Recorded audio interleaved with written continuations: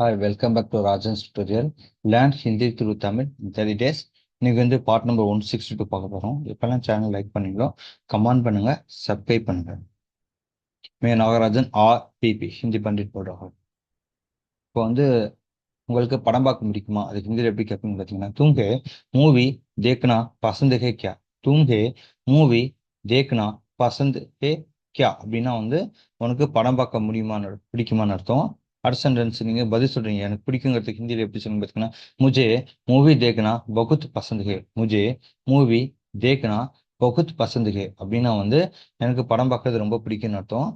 அடுத்த சென்டென்ஸ் பார்த்தீங்கன்னா, அங்க மழை பெய்யுதா, அது ஹிந்தியில் எப்படி கேட்பீங்க சிம்பிளா, वहां बारिश हो रही है क्या, वहां बारिश हो रही है क्या அப்படின்னா வந்து அங்க மழை பெய்யுதுன்னு அர்த்தம்.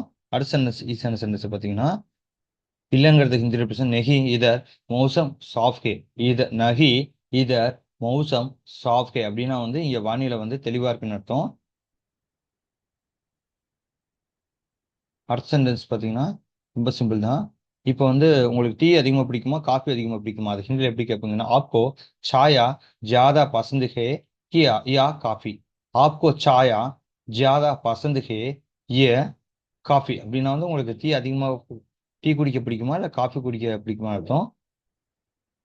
இன்னைக்கு இந்த சென்டென்ஸ் போதும். தன்யவாத்.